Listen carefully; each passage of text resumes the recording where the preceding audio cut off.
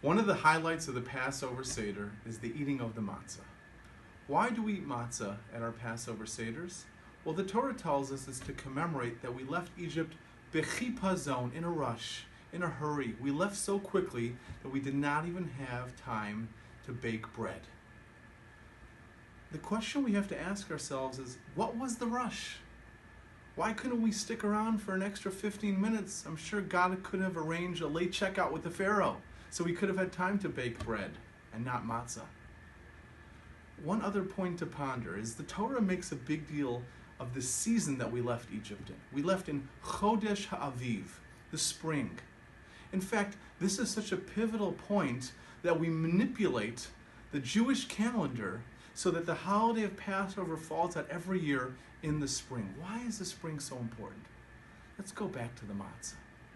The Exodus from Egypt, says the great Rabbi Pam, is the prototype for all redemptions, both personal and national. Even when things seem so bleak that there seems to be no hope for redemption, Hashem could pull it off in an instant. Look at Joseph, for example. For over 12 years, Joseph sat languishing in prison. Didn't dream he would ever see the light of day again.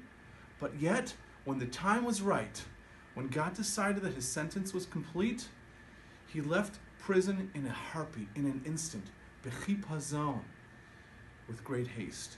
And the same is true for us. This is our message to remember on Passover. Even if we're going through challenges, personal challenges in our lives, even if it seems like winter will never end, even if it seems like the snow will never melt, this is Cleveland after all, but we have to remember that Chodesh Ha'aviv, the month of spring, reminds us that the snow will melt, the sun will come out, and we will be guaranteed to see brighter days. May this Passover bring redemption to us, personally, nationally, and enjoy the matzah. Happy Pesach.